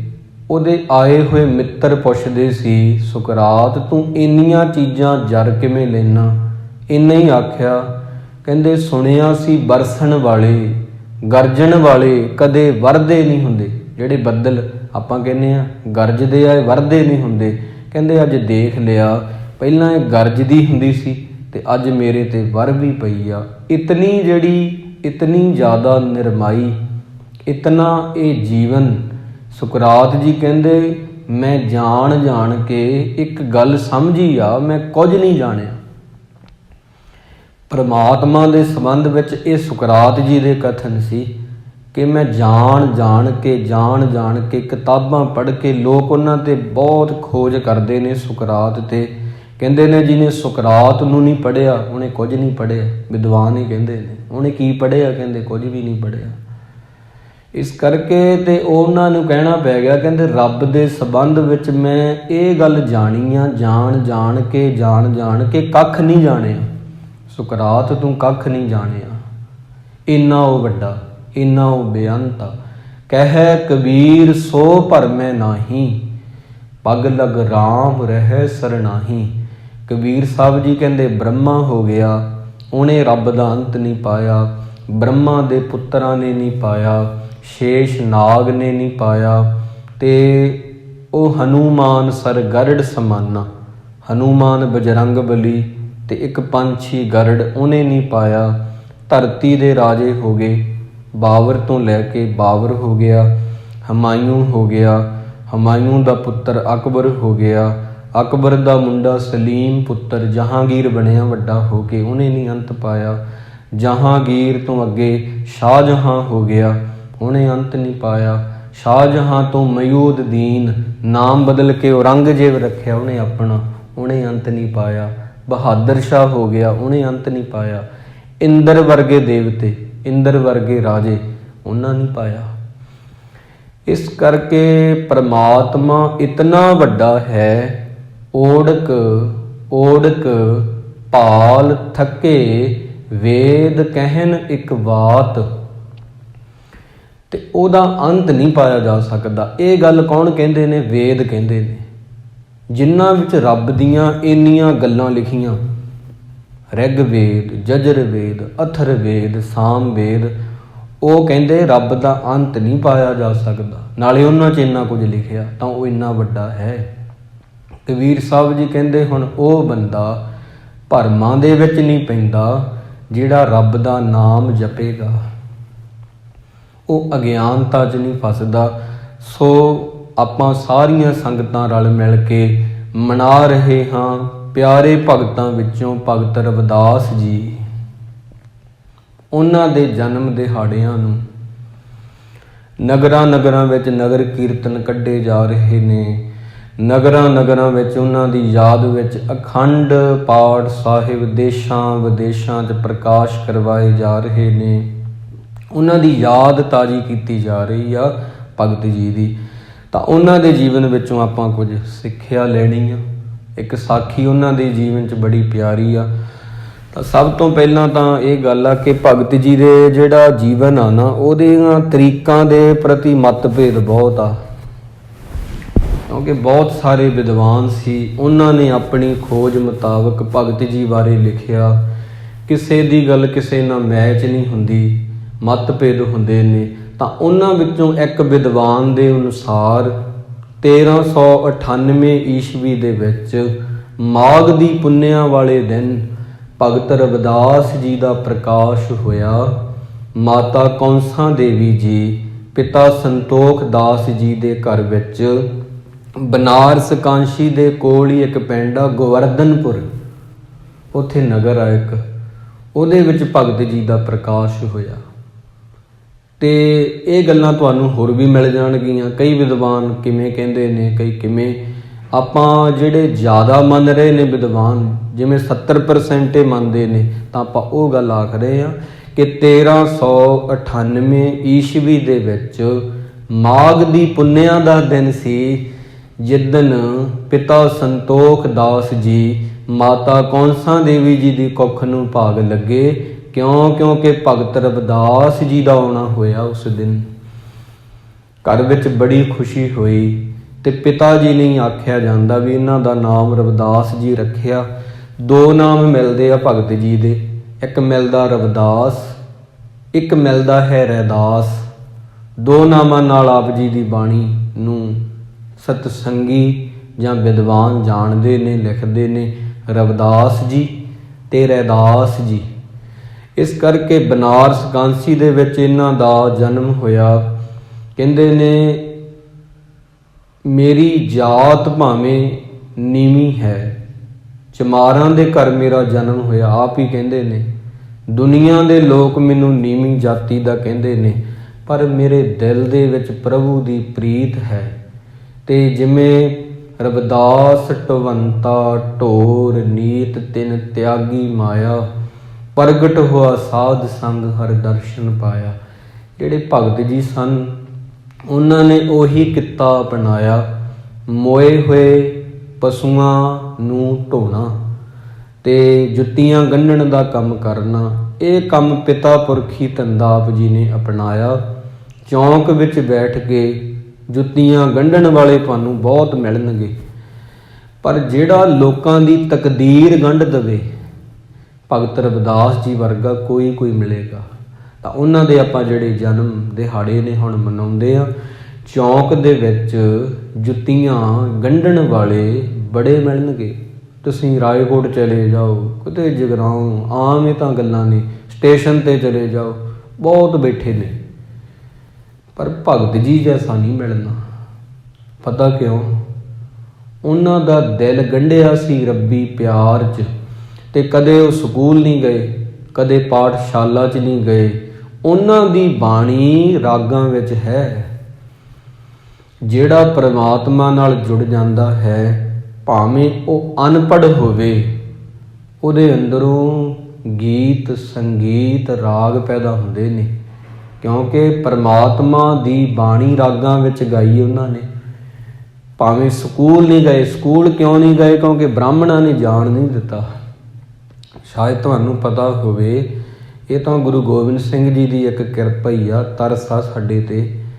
ਜਦੋਂ ਪੁਰਾਣਾ ਜ਼ਮਾਨਾ ਸੀ ਨਾ, ਬਹੁਤ ਸਦੀਆਂ ਪਹਿਲਾਂ, ਸਿਰਫ ਬ੍ਰਾਹਮਣ ਹੀ ਕਥਾ ਕਰ ਸਕਦੇ ਸੀ, ਬ੍ਰਾਹਮਣ ਹੀ ਕਥਾ ਸੁਣ ਸਕਦੇ ਸੀ, ਬ੍ਰਾਹਮਣਾਂ ਦੇ ਬੱਚੇ ਸਕੂਲ ਜਾ ਸਕਦੇ ਸੀ, ਹੋਰ ਕੋਈ ਨਹੀਂ ਸੀ ਜਾ ਸਕਦਾ। ਜੇ ਕਦੇ ਕੋਈ ਕਥਾ ਸੁਣਦਾ ਫੜਿਆ ਜਾਂਦਾ ਸੀ, ਲੁਕ ਛਿਪ ਕੇ ਸਿੱਕਾ ਢਾਲ ਕੇ ਉਹਦੇ ਕੰਨਾਂ 'ਚ ਪਾ ਦਿੰਦੇ ਸੀ ਕਿ ਤੂੰ ਇਹ ਕਥਾ ਸੁਣੀ ਤਾਂ ਸੁਣੀ ਕਿਵੇਂ? ਰੱਬ ਦੀਆਂ ਗੱਲਾਂ ਸਿਰਫ ਬ੍ਰਾਹਮਣ ਸੁਣੇਗਾ, ਨੀਵੀਂ ਜਾਤੀ ਵਾਲੇ। ਅਸੀਂ ਵੀ ਉਹਨਾਂ 'ਚ ਆਉਂਦੇ ਹਾਂ, ਉਦੋਂ ਅਸੀਂ ਵੈਸ਼ ਵਿੱਚ ਆਉਂਦੇ ਹਾਂ, ਤੇ ਇਹ ਸੁਣੀ ਕਿਵੇਂ? ਇਹਨੂੰ ਬ੍ਰਾਹਮਣ ਸੁਣ ਸਕਦਾ, ਨਾ ਖੱਤਰੀ, ਨਾ ਸ਼ੂਦਰ, ਨਾ ਵੈਸ਼ ਰੱਬ ਦੀ ਕਥਾ ਨਹੀਂ ਸੁਣ ਸਕਦੇ। ਇੱਦਾਂ ਕਰਦੇ ਸੀ ਉਹ। ਅੱਜ ਅਸੀਂ ਇਹ ਸਾਰਾ ਕੁਝ ਸਾਨੂੰ ਮਿਲ ਗਿਆ, ਅੱਜ ਅਸੀਂ ਇਹ ਚੀਜ਼ਾਂ ਤੋਂ ਆਪ ਹੀ ਪਿੱਛੇ ਹਟ ਗਏ। ਕਦੇ ਲੋਕ ਚਾਅ ਦੇ ਨਾਲ ਸੁਣਦੇ ਹੁੰਦੇ ਸੀ ਰੱਬ ਦੀਆਂ ਗੱਲਾਂ, ਉਦੋਂ ਵੀ ਸੁਣਦੇ ਸੀ ਜਦੋਂ ਡਰ ਸੀ ਕਿ ਕੱਚ ਪਿਘਲਾ ਕੇ ਕੰਨਾਂ 'ਚ ਪਾ ਦੇਣਗੇ ਬ੍ਰਾਹਮਣ। ਇਸ ਕਰਕੇ ਭਗਤ ਰਵਿਦਾਸ ਜੀ ਜਿਹੜੇ ਸਨ, ਫਿਰ ਉਦੋਂ ਉਹਨਾਂ ਜ਼ਮਾਨਿਆਂ ਵਿੱਚ ਬ੍ਰਾਹਮਣਾਂ ਦੇ ਵਿੱਚ ਉਹਨਾਂ ਦਾ ਜਨਮ ਹੁੰਦਾ 1398 ਦੇ ਵਿੱਚ, ਕਿ ਜਦੋਂ ਬ੍ਰਾਹਮਣ ਬੜੀ ਈਰਖਾ ਕਰਦੇ ਨੇ ਉਹਨਾਂ ਦੇ ਨਾਲ, ਬਹੁਤ ਜ਼ਿਆਦਾ, ਇਤਨੀ, ਤੇ ਕਹਿੰਦੇ ਨੇ ਇਹ ਸ਼ੂਦਰ ਹੈ, ਇਹ ਨੀਵੀਂ ਜਾਤੀ ਵਾਲੇ ਨੇ। ਭਗਤ ਰਵਿਦਾਸ ਜੀ ਦੀ ਫਿਰ ਰੱਖਿਆ ਪਰਮਾਤਮਾ ਨੇ ਕੀਤੀ ਆ, ਤੇ ਸਭ ਤੋਂ ਪਹਿਲਾਂ ਮੰਨਿਆ ਜਾਂਦਾ ਇਹਨਾਂ ਦੇ ਭਗਤ ਬਣੇ ਨੇ ਦੇਵ ਦੱਤ ਜੀ ਜਿਹੜੇ ਸਨ, ਉਹ ਇੱਕ ਸ਼ਿਕਾਰੀ ਸੀ, ਉਹ ਬਣੇ ਨੇ। ਤੇ ਉਸ ਤੋਂ ਬਾਅਦ ਤਾਂ ਮੀਰਾ ਬਾਈ ਹੋ ਗਈ, ਤੇ ਇੱਕ ਰਾਜੇ ਦੀ ਰਾਣੀ ਸੀ, ਰਾਣੀ ਝਾਲੀ ਉਹਦਾ ਨਾਮ ਆਇਆ, ਉਹ ਵੀ ਇਹਨਾਂ ਦੀ ਜਿਹੜੀ ਆ ਭਗਤ ਬਣੀ, ਉਹ ਵੀ ਇਹਨਾਂ ਦੀ ਦਾਸੀ ਬਣੀ। ਇਹਨਾਂ ਦੀ ਚਰਨਾਂ ਦੀ ਸੇਵਾ ਉਹਨੇ ਕੀਤੀ ਆ। ਚਿਤੌੜਗੜ੍ਹ ਦਾ ਰਾਜਾ ਜਿਹੜਾ ਸੀ, ਉਹ ਵੀ ਇਹਨਾਂ ਦਾ ਮੁਰੀਦ ਹੋਇਆ ਭਗਤ ਜੀ ਦਾ। ਬੜੀਆਂ ਸਾਖੀਆਂ ਮਿਲਦੀਆਂ, ਤਾਂ ਉਹਨਾਂ ਵਿੱਚੋਂ ਇੱਕ ਸਾਖੀ ਦੀ ਸਾਂਝ ਆਪਾਂ ਪਾਉਂਦੇ ਹਾਂ, ਕਿਉਂਕਿ ਭਗਤ ਜੀ ਦੇ ਦਿਨ ਚੱਲ ਰਹੇ ਨੇ, ਤਾਂ ਕਰਕੇ ਸਾਨੂੰ ਪਤਾ ਲੱਗ ਜਾਏਗਾ ਵੀ ਇਹ ਕਿਵੇਂ ਭਗਤ ਬਣੇ ਨੇ। ਭਗਤ ਜੀ ਇੱਕ ਦਿਨ ਇਕਾਂਤ ਵਿੱਚ ਬੈਠੇ ਸੀ, ਭਗਤ ਰਵਿਦਾਸ ਜੀ, ਤੇ ਪਰਮਾਤਮਾ ਦੀ ਬੰਦਗੀ ਕਰ ਰਹੇ ਸੀ। ਕਿਉਂਕਿ ਇਹ ਜਿਹੜੇ ਭਗਤ ਹੁੰਦੇ ਨੇ, ਇਹ ਮਨ ਨੂੰ ਵਿਹਲਾ ਨਹੀਂ ਰਹਿਣ ਦਿੰਦੇ। ਆਪਾਂ ਜਦੋਂ ਇਹਨੂੰ ਵਿਹਲਾ ਛੱਡ ਦਿੰਦੇ ਹਾਂ, ਉਦੋਂ ਇਹ ਖਰਾਬੀ ਕਰਦਾ। ਇਹਨੇ ਜਾਂ ਤਾਂ ਚਿੰਤਾ ਕਰੀ ਜਾਣੀ ਆ ਆਉਣ ਵਾਲੇ ਸਮੇਂ ਦੀ, ਜਾਂ ਬੀਤੇ ਸਮੇਂ ਵਿੱਚ ਚਲਿਆ ਜਾਊਗਾ। ਮਨ ਨੇ ਨਹੀਂ ਕਰਨਾ। ਤੁਸੀਂ ਇਹਨੂੰ ਖੁੱਲ੍ਹਾ ਛੱਡ ਦਿਓ, ਬੰਦਗੀ ਕਰਨ ਤੋਂ ਬਿਨਾਂ ਇਹਨੇ ਜਾਂ ਤਾਂ ਸੋਚੀ ਜਾਣਾ, ਚਿੰਤਾ ਹੀ ਕਰੀ ਜਾਣੀ ਆ। ਉਹ ਗੱਲਾਂ ਜਿਹੜੀਆਂ ਕਦੇ ਹੁੰਦੀਆਂ ਵੀ ਨਹੀਂ, ਉਹ ਇਹ ਸੋਚੂਗਾ। ਭਗਤ ਜੀ ਨਹੀਂ ਐਵੇਂ ਕਰਦੇ ਹੁੰਦੇ। ਭਗਤ ਜੀ ਰਵਿਦਾਸ ਜੀ ਬੰਦਗੀ ਕਰ ਰਹੇ ਸੀ, ਤਾਂ ਉੱਥੇ ਇੱਕ ਦੇਵਦੱਤ ਨਾਮ ਦਾ ਸ਼ਿਕਾਰੀ ਇੱਕ ਹਿਰਨੀ ਦੇ ਪਿੱਛੇ ਲੱਗਿਆ ਆ ਰਿਹਾ, ਉਹਨੂੰ ਮਾਰਨਾ ਚਾਹੁੰਦਾ ਹੈ। ਹਿਰਨੀ ਜਿਹੜੀ ਹੁੰਦੀ ਆ, ਜਾਂ ਹਿਰਨ ਜਿਹੜੇ ਹੁੰਦੇ ਨੇ, ਇਹਨਾਂ ਦੇ ਬੱਚੇ ਹੁੰਦੇ ਨੇ, ਬਹੁਤ ਸੋਹਣੇ ਹੁੰਦੇ ਨੇ। ਤੁਸੀਂ ਇਹਨਾਂ ਨੂੰ ਦੇਖਿਆ ਹੋਵੇਗਾ ਆਮ ਚਿੜੀਆ ਘਰ ਦੇ ਵਿੱਚ, ਜਾਂ ਇਹਨਾਂ ਦੀਆਂ ਤਸਵੀਰਾਂ, ਇਹ ਬਹੁਤ ਖੂਬਸੂਰਤ ਹੁੰਦੇ ਨੇ। ਪਰਮਾਤਮਾ ਦੀ ਬਣਾਈ, ਕਾਦਰ ਦੀ ਬਣਾਈ, ਕੁਦਰਤ ਵਿੱਚੋਂ ਬੜੇ ਸੋਹਣੇ ਰੰਗ ਇਹਨਾਂ ਦੇ ਹੁੰਦੇ ਨੇ। ਤਾਂ ਉਹ ਹਿਰਨੀ ਸਭ ਤੋਂ ਪਹਿਲਾਂ ਭਗਤ ਜੀ ਪਾਸ ਆ ਕੇ ਰੁਕਦੀ ਆ। ਉਹਦੀਆਂ ਅੱਖਾਂ ਦੇ ਵਿੱਚ ਹੰਝੂ ਨੇ। ਭਗਤ ਜਿਹੜੇ ਹੁੰਦੇ ਨੇ, ਉਹ ਜਾਨਵਰਾਂ ਦਾ ਦਿਲ ਵੀ ਪੜ੍ਹ ਲੈਂਦੇ ਨੇ, ਉਹਨਾਂ ਦੀ ਭਾਸ਼ਾ ਵੀ ਸਮਝ ਲੈਂਦੇ ਨੇ। ਭਗਤ ਜੀ ਪੁੱਛਣ ਲੱਗੇ, ਤੂੰ ਰੋਂਦੀ ਕਿਉਂ ਹੈ? ਉਸ ਹਿਰਨੀ ਨੂੰ ਪੁੱਛਿਆ ਉਹਨਾਂ ਦੇ ਜੀਵਨ ਦੀ ਘਟਨਾ। ਉਹ ਹਿਰਨੀ ਕਹਿਣ ਲੱਗੀ, ਮੈਂ ਰੋਂਦੀ ਇਸ ਲਈ ਹਾਂ, ਮੇਰੇ ਪਿੱਛੇ ਸ਼ਿਕਾਰੀ ਨੇ, ਇੱਕ ਸ਼ਿਕਾਰੀ ਲੱਗਾ ਹੋਇਆ, ਉਹਦੇ ਹੱਥ ਵਿੱਚ ਕਮਾਨ ਤੇ ਤੀਰ ਆ, ਉਹ ਮੈਨੂੰ ਮਾਰਨਾ ਚਾਹੁੰਦਾ, ਪਰ ਮੈਂ ਆਪਣੇ ਬੱਚਿਆਂ ਨੂੰ ਮਿਲਣਾ ਚਾਹੁੰਦੀ ਹਾਂ ਜੇ, ਕਿਉਂਕਿ ਮੇਰੇ ਬਿਨਾਂ ਉਹਨਾਂ ਦੀ ਜ਼ਿੰਦਗੀ ਕੀ ਹੋਵੇਗੀ, ਉਹ ਭੁੱਖੇ ਮਰ ਜਾਣਗੇ। ਪਰ ਇਹ ਸ਼ਿਕਾਰੀ ਮੈਨੂੰ ਫੜ ਕੇ ਮਾਰ ਦੇਵੇਗਾ, ਮੈਂ ਘਰ ਨਹੀਂ ਜਾ ਸਕਾਂਗੀ, ਮੈਂ ਤਾਂ ਰੋਂਦੀ ਹਾਂ। ਭਗਤ ਜੀ ਉਹਦੇ ਨਾਲ ਜਦੋਂ ਗੱਲਾਂ ਕਰ ਰਹੇ ਨੇ ਇਸ ਹਿਰਨੀ ਦੇ ਨਾਲ, ਉਹਨੂੰ ਪਿਆਰ ਦੇ ਨਾਲ ਕੋਲ ਬਿਠਾਇਆ, ਸਿਰ ਤੇ ਹੱਥ ਫੇਰ ਰਹੇ ਨੇ। ਇਤਨੇ ਸਮੇਂ ਵਿੱਚ ਉਹ ਦੇਵਦੱਤ ਨਾਮ ਦਾ ਸ਼ਿਕਾਰੀ ਵੀ ਆ ਗਿਆ। ਭਗਤ ਜੀ ਉਹਨੂੰ ਕਹਿਣ ਲੱਗੇ, ਤੂੰ ਇਉਂ ਕਰ, ਇਹ ਹਿਰਨੀ ਨੂੰ ਨਾ ਮਾਰ, ਇਹਨੂੰ ਕਿਰਪਾ ਕਰ, ਇਹਨੂੰ ਤਰਸ ਕਰ ਇਹਦੇ ਤੇ, ਦੇਖ ਪ੍ਰਮਾਤਮਾ ਨੇ ਇਹਨੂੰ ਕਿੰਨਾ ਸੋਹਣਾ ਬਣਾਇਆ, ਤੂੰ ਕਿਉਂ ਇਹਨੂੰ ਮਾਰਨਾ ਚਾਹੁੰਦਾ ਹੈ। ਉਹ ਕਹਿਣ ਲੱਗਾ, ਮੇਰਾ ਇਹ ਕਿੱਤਾ ਹੈ ਭਗਤ ਜੀ। ਉਹਨੇ ਭਗਤ ਰਵਿਦਾਸ ਜੀ ਨੂੰ ਆਖਿਆ, ਮੇਰਾ ਇਹ ਕਿੱਤਾ ਹੈ, ਜੇ ਮੈਂ ਨਾ ਮਾਰਾਂ ਤੇ ਮੈਂ ਮਰਦਾ ਹਾਂ। ਭਾਵ ਮੇਰਾ ਕਾਰੋਬਾਰ ਹੀ ਇਹਨਾਂ ਤੇ ਚੱਲਦਾ ਹੈ, ਮੇਰੇ ਵੀ ਬੱਚੇ ਉਹ ਕਹਿੰਦਾ ਭੁੱਖੇ ਮਰਨਗੇ। ਤਾਂ ਹਿਰਨੀ ਦੀਆਂ ਅੱਖਾਂ 'ਚ ਪਾਣੀ ਆ, ਤੇ ਉਹ ਨਹੀਂ ਚਾਹੁੰਦੀ ਕਿ ਮੈਨੂੰ ਮਾਰੇ, ਉਹ ਜਾਣੀ ਚਾਹੁੰਦੀ, ਆਪਣੇ ਬੱਚਿਆਂ ਕੋਲੇ ਜਾਣਾ ਚਾਹੁੰਦੀ ਆ, ਉਹਨਾਂ ਨੂੰ ਦੁੱਧ ਪਿਲਾਉਣਾ ਚਾਹੁੰਦੀ ਆ। ਭਗਤ ਜੀ ਨੂੰ ਅੱਖਾਂ ਦੇ ਨਾਲ ਆਪਣੀ ਭਾਸ਼ਾ ਵਿੱਚ ਸਮਝਾ ਰਹੀ ਆ, ਅੱਖਾਂ ਦੇ ਨਾਲ। ਤਾਂ ਭਗਤ ਜੀ ਕਹਿਣ ਲੱਗੇ, ਤੂੰ ਇਹਨੂੰ ਨਾ ਮਾਰ, ਤੂੰ ਕੋਈ ਹੋਰ ਕਿਰਤ ਕਰ ਲਾ, ਕਿਤੇ ਹੋਰ ਚਲਾ ਜਾ, ਇਹਨੂੰ ਛੱਡ ਦੇ। ਦੇਖ ਇਹ ਅੱਖਾਂ ਵਿੱਚ ਰੋ ਰਹੀ ਆ, ਇਹਦੀਆਂ ਅੱਖਾਂ ਵਿੱਚ ਹੰਝੂ। ਭਗਤ ਰਵਿਦਾਸ ਜੀ ਕਹਿੰਦੇ, ਤੈਨੂੰ ਨਜ਼ਰ ਨਹੀਂ ਆਉਂਦੇ। ਉਹ ਕਹਿਣ ਲੱਗਾ, ਮੈਨੂੰ ਇਹਨਾਂ ਗੱਲਾਂ ਦਾ ਮਤਲਬ ਨਹੀਂ, ਕਿਉਂਕਿ ਸ਼ਿਕਾਰੀ ਉਹੀ ਬਣਦਾ ਨਾ ਜਿਹਦਾ ਦਿਲ ਪੱਥਰ ਦਾ ਹੋਵੇ। ਜਿਹਦੇ ਬੰਦੇ ਅੰਦਰ ਤਰਸ ਆ, ਉਹ ਸ਼ਿਕਾਰੀ ਬਣ ਹੀ ਨਹੀਂ ਸਕਦਾ। ਉਹ ਕਿਵੇਂ ਬਣ ਜਾਏਗਾ ਸ਼ਿਕਾਰੀ? ਕਦੇ ਨਹੀਂ ਬਣੇਗਾ। ਤਾਂ ਬਾਅਦ ਵਿੱਚ ਭਗਤ ਜੀ ਕਹਿੰਦੇ, ਫਿਰ ਤੈਨੂੰ ਨਹੀਂ ਸਮਝ ਲੱਗਦੀ ਅੱਖਾਂ ਦੀ ਭਾਸ਼ਾ, ਤੇ ਹਿਰਨੀ ਜੇ ਤੈਨੂੰ ਬੋਲ ਕੇ ਕਹਿ ਦੇਵੇ ਫਿਰ ਮੰਨੇਗਾ। ਉਹ ਹੈਰਾਨ ਹੋ ਗਿਆ ਵੀ ਕੋਈ ਜਾਨਵਰ ਕਿੱਦਾਂ ਬੋਲ ਦੇਗਾ। ਹਾਂ, ਬੋਲ ਦੂਗਾ, ਆਪਦੀ ਭਾਸ਼ਾ 'ਚ ਬੋਲੂਗਾ, ਪਰ ਉਹ ਬੰਦਿਆਂ ਦੀ ਭਾਸ਼ਾ 'ਚ ਨਹੀਂ ਬੋਲ ਸਕਦਾ। ਤਾਂ ਭਗਤ ਜੀ ਨੇ ਪ੍ਰਮਾਤਮਾ ਅੱਗੇ ਫਰਿਆਦ ਕੀਤੀ ਆ। ਉਹ ਹਿਰਨੀ ਮਨੁੱਖਾਂ ਦੇ ਵਾਂਗ ਬੋਲੀ ਆ, ਜਿੱਦਾਂ ਇਨਸਾਨ ਬੋਲਦੇ ਨੇ ਨਾ, ਕਿ ਉਹ ਸ਼ਿਕਾਰੀ ਨੂੰ ਸਮਝ ਆ ਜੇ। ਉਹ ਵੀ ਤਾਂ ਉਹ ਸ਼ਿਕਾਰੀ ਹੈਰਾਨ ਹੋਇਆ ਕਿ ਇੱਕ ਹਿਰਨੀ ਕਿਵੇਂ ਇੱਦਾਂ ਬੋਲ ਦੂਗੀ। ਤਾਂ ਉਹ ਕਹਿੰਦੀ ਦੇਖ ਦੇਵਦੱਤ ਸ਼ਿਕਾਰੀ, ਤੂੰ ਮੈਨੂੰ ਛੱਡ ਦੇ, ਮੈਂ ਤੇਰੇ ਨਾਲ ਵਾਅਦਾ ਕਰਦੀ ਹਾਂ, ਮੈਂ ਤੇਰੇ ਨਾਲ ਪ੍ਰੋਮਿਸ ਕਰਦੀ ਹਾਂ ਕਿ ਮੈਂ ਜਾਵਾਂਗੀ ਘਰੇ, ਆਪਣੇ ਬੱਚਿਆਂ ਨੂੰ ਦੁੱਧ ਪਿਲਾਵਾਂਗੀ ਤੇ ਵਾਪਸ ਇੱਥੇ ਆ ਜਾਵਾਂਗੀ। ਉਹ ਕਹਿਣ ਲੱਗਾ ਭਗਤ ਜੀ ਨੂੰ ਕਿ ਇਹ ਜਾਨਵਰਾਂ ਦਾ ਕੀ ਭਰੋਸਾ, ਜਾਨਵਰਾਂ ਦਾ ਕੀ ਭਰੋਸਾ। ਕਹਿ ਤਾਂ ਰਹੀ ਆ ਮੈਂ ਜਾਵਾਂਗੀ ਤੇ ਆ ਜਾਵਾਂਗੀ, ਪਰ ਜਾਨਵਰ ਤੇ ਭਰੋਸਾ ਨਹੀਂ ਕੀਤਾ ਜਾ ਸਕਦਾ। ਤੇ ਭਗਤ ਜੀ ਕਹਿੰਦੇ, ਫਿਰ ਤੂੰ ਇਉਂ ਕਰ, ਤੂੰ ਓਨਾ ਸਮਾਂ ਮੈਨੂੰ ਆਪਣੇ ਕੋਲ ਰੱਖ ਲਾ, ਇਹਨੂੰ ਜਾ ਲੈਣ ਦੇ। ਇਹ ਤਰਸ ਦੀ ਭਾਵਨਾ ਹੋ ਗਈ। ਧੌਲ ਧਰਮ ਦਇਆ ਕਾ ਪੂਤ, ਜਿਸ ਬੰਦੇ ਅੰਦਰ ਦਇਆ ਨਹੀਂ, ਉਹਦੇ ਅੰਦਰ ਧਰਮ ਨਹੀਂ ਹੋ ਸਕਦਾ। ਉਹ ਭਗਤ ਨਹੀਂ ਹੋਵੇਗਾ ਜਿਹਦੇ ਅੰਦਰ ਭਾਉ ਨਹੀਂ, ਜਿਹਦੇ ਅੰਦਰ ਭਾਉ ਨਹੀਂ ਨਾ। ਪੱਬਾ ਗੱਗਾ ਤੱਤਾ ਭਗਤ, ਤਿੰਨ ਚੀਜ਼ਾਂ ਨੇ। ਪਹਿਲਾ ਭਾਉ ਹੀ ਆ, ਪਹਿਲਾ ਪੱਬਾ ਭਾਉ, ਪਿਆਰ। ਜਿਹਦੇ ਅੰਦਰ ਪਿਆਰ ਨਹੀਂ, ਉਹ ਭਗਤ ਨਹੀਂ ਹੋ ਸਕਦਾ। ਦੂਜਾ ਗੱਗਾ ਹੈ ਗਿਆਨ, ਜਿਹਦੇ ਅੰਦਰ ਗਿਆਨ ਨਹੀਂ, ਉਹ ਵੀ ਭਗਤ ਨਹੀਂ ਹੋ ਸਕਦਾ। ਤੀਜਾ ਤੱਤਾ, ਅੱਖਰ ਤੀਜਾ ਤੱਤਾ, ਜਿਹਦੇ ਅੰਦਰ ਤਿਆਗ ਨਹੀਂ, ਉਹ ਵੀ ਭਗਤ ਨਹੀਂ ਹੋ ਸਕਦਾ। ਤੇ ਭਗਤ ਜੀ ਕਹਿੰਦੇ, ਤੂੰ ਮੈਨੂੰ ਰੱਖ ਲਾ, ਇਹਨੂੰ ਜਾ ਲੈਣ ਦੇ, ਇਹ ਘਰੇ ਜਾਊਗੀ। ਮਾਵਾਂ ਤੋਂ ਬਿਨਾਂ ਬੱਚੇ ਯਤੀਮ ਹੋ ਜਾਂਦੇ ਨੇ, ਮਾਂ ਪਿਓ ਬਿਨਾਂ। ਇਸ ਕਰਕੇ ਯਤੀਮਾਂ ਦਾ ਫਿਰ ਕੋਈ ਨਹੀਂ ਹੁੰਦਾ। ਤੂੰ ਇਹਨੂੰ ਜਾਣ ਦੇ, ਮੈਨੂੰ ਰੱਖ ਲਾ, ਜੇ ਇਹ ਨਾ ਮੁੜੀ ਤੇ ਤੂੰ ਮੈਨੂੰ ਮਾਰਦੀ, ਇਹ ਵੀ ਆਖ ਦਿੱਤਾ। ਚਲੋ ਉਹਨੇ ਜਾਣ ਦਿੱਤਾ। ਇਹ ਜਿਹੜੀ ਸੀ ਹਿਰਨੀ ਆਈ, ਬੱਚਿਆਂ ਨੂੰ ਦੁੱਧ ਪਿਲਾਇਆ। ਉਹਨਾਂ ਨੂੰ ਕਹਿੰਦੀ, ਚੰਗਾ ਮੈਂ ਚੱਲਦੀ ਹਾਂ, ਤੇ ਬੜਾ ਪਿਆਰ ਕੀਤਾ। ਉਹ ਕਹਿੰਦੇ, ਮਾਂ ਤੂੰ ਕਿੱਥੇ ਜਾ ਰਹੀ ਆ? ਉਹਨਾਂ ਇੱਦਾਂ ਪੁੱਛਿਆ। ਉਹ ਹਿਰਨੀ ਦੇ ਬੱਚਿਆਂ ਨੇ, ਕਿੱਥੇ ਜਾ ਰਹੀ ਆ?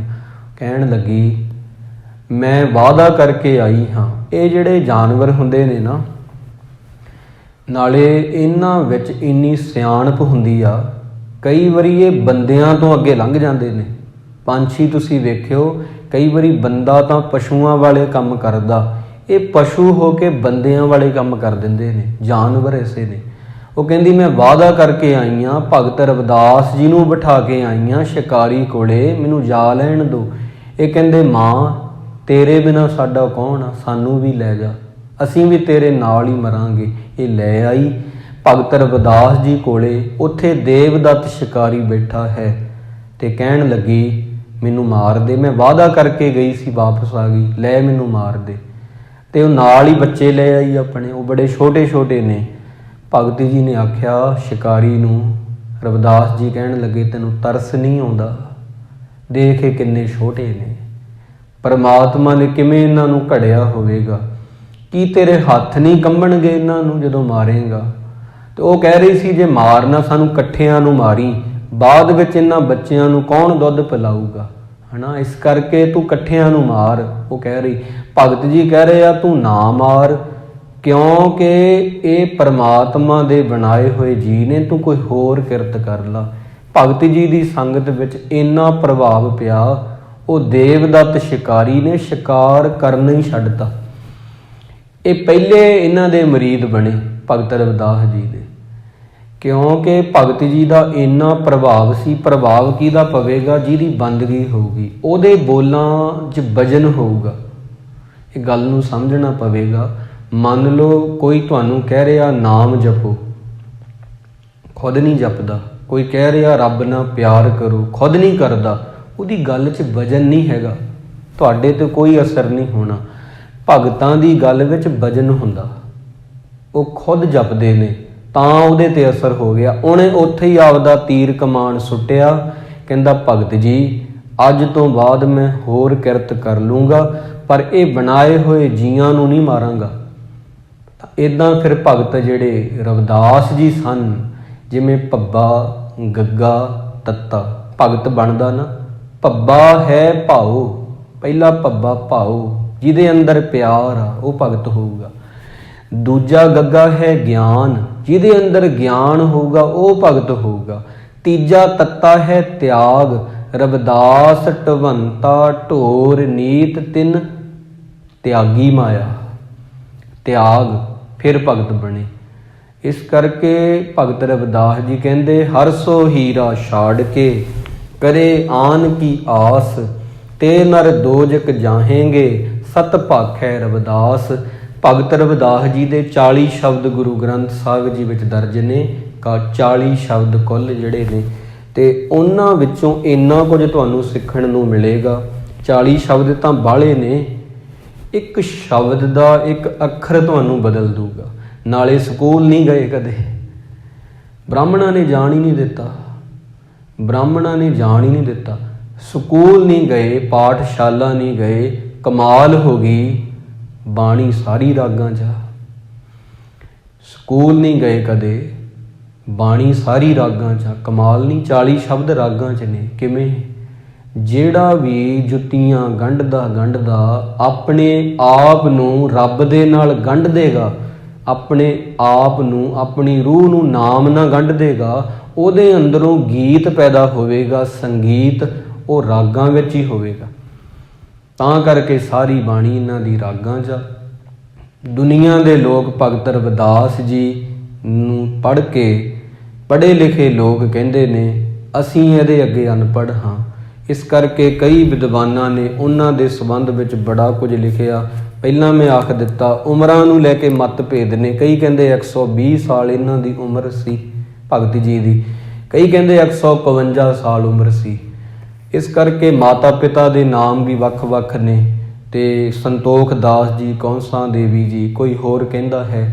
ਤਾਂ ਇਹਨਾਂ ਚੀਜ਼ਾਂ ਨੂੰ ਲੈ ਕੇ ਭਾਵੇਂ ਮਤਭੇਦ ਨੇ, ਪਰ ਬਾਣੀ ਤਾਂ ਬਾਣੀ ਹੋਈ ਆ ਨਾ।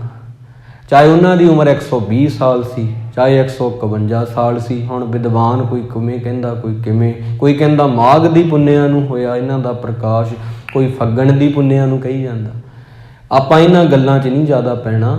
ਆਪਾਂ ਤਾਂ ਜੋ ਇਹਨਾਂ ਦੀ ਬਾਣੀ ਆ ਉਹ ਦੇਖੋ ਤੁਸੀਂ, ਉਹ ਕੀ ਕਹਿ ਰਹੀ ਆ। ਹਰ ਸੋ ਹੀਰਾ ਛਾੜ ਕੇ ਕਰੇ ਆਨ ਕੀ ਆਸ, ਤੇ ਨਰ ਦੋਜਕ ਜਾਹੇਂਗੇ ਸਤ ਭਾਖੈ ਰਵਿਦਾਸ। ਭਗਤ ਰਵਿਦਾਸ ਜੀ ਕਹਿੰਦੇ ਜਿਹੜਾ ਪਰਮਾਤਮਾ ਦੀ ਆਸ ਛੱਡ ਕੇ ਕਿਸੇ ਬੇਗਾਨੇ ਬੰਦੇ ਤੇ ਆਸਾਂ ਰੱਖਦਾ ਹੈ, ਭਗਤ ਰਵਿਦਾਸ ਜੀ ਕਹਿੰਦੇ ਉਹ ਨਰਕਾਂ ਵਿੱਚ ਹੀ ਪਵੇਗਾ ਨਾ, ਉਹਦੀ ਜ਼ਿੰਦਗੀ ਤਬਾਹ ਹੋਣੀ ਆ। ਆਪਾਂ ਕਿਸੇ ਤੇ ਆਸ ਰੱਖੀ, ਉਹ ਪੂਰੀ ਨਹੀਂ ਹੋਣੀ।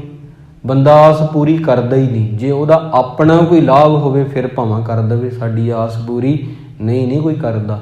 ਤੂੰ ਮੇਰੀ ਖਾਜ ਕਰ, ਮੈਂ ਤੇਰੀ ਖਾਜ ਕਰ ਦਾਂਗਾ। ਇਹ ਖੁਰਕ ਦਾ ਰੋਗ ਪੈਦਾ ਹੋ ਜਾਂਦਾ ਰਿਸ਼ਤਿਆਂ 'ਚ। ਇਵੇਂ ਫਿਰ ਕੋਈ ਹੁੰਦਾ, ਇਹ ਤਾਂ ਕਲਗੀਆਂ ਵਾਲਿਆਂ ਵਾਂਗ, ਜਿਹੜਾ ਬਿਨਾਂ ਕਿਸੇ ਸਵਾਰਥ ਤੋਂ ਪਰਉਪਕਾਰ ਕਰਦਾ ਹੈ ਜਾਂ ਭਗਤ ਹੁੰਦੇ ਨੇ। ਤਾਂ ਇਹਨਾਂ ਗੱਲਾਂ ਨੂੰ ਆਪਾਂ ਸਮਝਣਾ ਹੈ। ਭਗਤ ਜੀ ਦਾ ਆਪਾਂ ਜਨਮ ਦਿਹਾੜਾ ਮਨਾਉਂਦੇ ਹਾਂ ਸਾਰੇ, ਪਰ ਉਦੋਂ ਬੜੀ ਇਹ ਗੱਲ ਮਤਲਬ ਇੱਕ ਅਫਸੋਸ ਵਾਲੀ ਗੱਲ ਹੀ ਆ ਕਿ ਭਗਤ ਜੀ ਦੀਆਂ ਜਦੋਂ ਤਸਵੀਰਾਂ ਬਣਦੀਆਂ ਨੇ ਉਹਨਾਂ ਦੇ ਵਾਲ ਉਵੇਂ ਖੁੱਲ੍ਹੇ ਛੱਡ ਦਿੰਦੇ ਨੇ। ਭਗਤ ਜੀ ਕਿਤੇ ਇੱਦਾਂ ਦੇ ਸੀ? ਤਾਂ ਉਹ ਸਾਰੀਆਂ ਕਲਪਨਾਵਾਂ ਹੁੰਦੀਆਂ ਨੇ। ਉਹ ਚੀਜ਼ਾਂ ਨੂੰ ਥੋੜ੍ਹਾ ਸੰਕੋਚਣਾ ਚਾਹੀਦਾ, ਸ਼ਬਦਾਂ ਵੱਲ, ਉਹਨਾਂ ਦੀ ਬਾਣੀ ਵੱਲ ਧਿਆਨ ਦੇਣਾ ਚਾਹੀਦਾ। ਜਿਹੜੇ 40 ਸ਼ਬਦ ਨੇ ਨਾ, ਉਹਨਾਂ ਵੱਲ ਧਿਆਨ ਦੇਣਾ ਚਾਹੀਦਾ। ਇਹ ਭਗਤਾਂ ਦੀਆਂ ਇਕੱਲੀਆਂ ਕਿਤਾਬਾਂ ਵੀ ਮਿਲ ਜਾਂਦੀਆਂ ਨੇ। ਇਹ ਕਹਿ ਕੇ ਆਪਾਂ ਸਮਾਪਤੀ ਕਰਨੀ ਆ। ਉਹਨਾਂ ਦਾ ਪ੍ਰਕਾਸ਼ ਦਿਹਾੜਾ ਆਪਾਂ ਮਨਾਉਣਾ ਸਾਰਿਆਂ ਨੇ, ਅਤੇ ਜਨਮ ਦਿਹਾੜਾ, ਅਤੇ ਕਿਤਾਬਾਂ ਨਾ ਇਕੱਲੀਆਂ ਭਗਤਾਂ ਦੀਆਂ ਮਿਲ ਜਾਣਗੀਆਂ। ਤੁਸੀਂ ਜਦੋਂ ਕਿਤਾਬਾਂ ਵਾਲੀ ਦੁਕਾਨ 'ਤੇ ਜਾਓਗੇ, ਉਹਨਾਂ ਨੂੰ ਕਹੋ ਸਾਨੂੰ ਭਗਤ ਰਵਿਦਾਸ ਜੀ ਦੀ ਕਿਤਾਬ ਦੇ ਦਿਓ, ਜਿਹਦੇ ਵਿੱਚ ਉਹਨਾਂ ਦੇ ਇਕੱਲਿਆਂ ਦੇ ਸ਼ਬਦ ਨੇ ਅਤੇ ਅਰਥ ਨੇ। ਇਹਨਾਂ ਨੂੰ ਲਿਆ ਕੇ ਭਾਈ ਘਰੇ ਪੜ੍ਹਿਆ ਕਰੋ।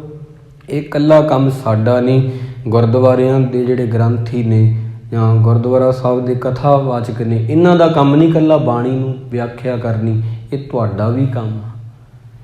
ਇਹ ਇਕੱਲੀ ਸਾਡੀ ਜ਼ਿੰਮੇਵਾਰੀ ਨਹੀਂ, ਇਹ ਤੁਹਾਡੀ ਵੀ ਆ। ਇਹਨੂੰ ਆਪਣੀ ਜ਼ਿੰਮੇਵਾਰੀ ਨੂੰ ਸਮਝੋ, ਚੰਗੀਆਂ ਕਿਤਾਬਾਂ ਲਿਆਵੋ, ਭਗਤ ਜੀ ਦੇ ਜਿਹੜੇ ਸ਼ਬਦ ਨੇ ਉਹਨਾਂ ਨੂੰ ਪੜ੍ਹੋ।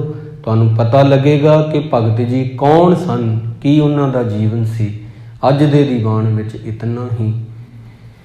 ਭਗਤ ਰਵਿਦਾਸ ਜੀ ਦੀ ਸ਼ਾਨ ਬੜੀ ਉੱਚੀ ਹੈ ਜੀ।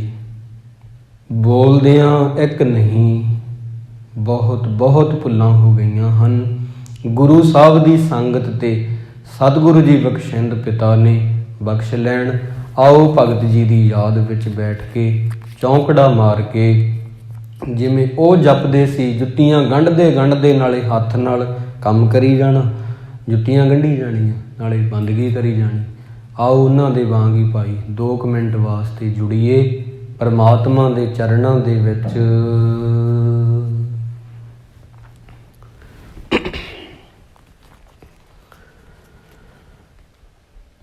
ਵਾਹਿਗੁਰੂ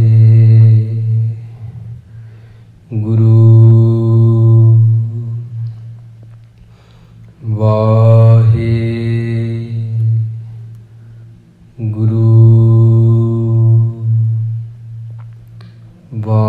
ਵਾਹਿਗੁਰੂ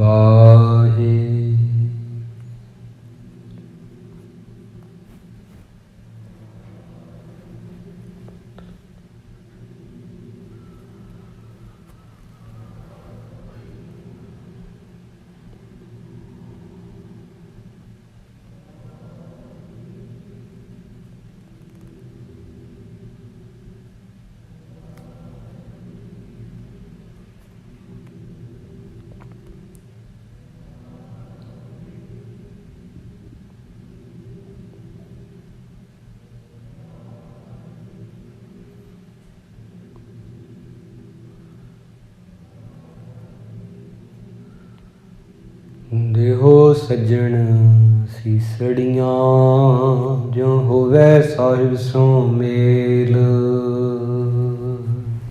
ਵਾਹਿਗੁਰੂ ਜੀ ਕਾ ਖਾਲਸਾ, ਵਾਹਿਗੁਰੂ ਜੀ ਕੀ ਫਤਿਹ। ਤੂੰ ਠਾਰ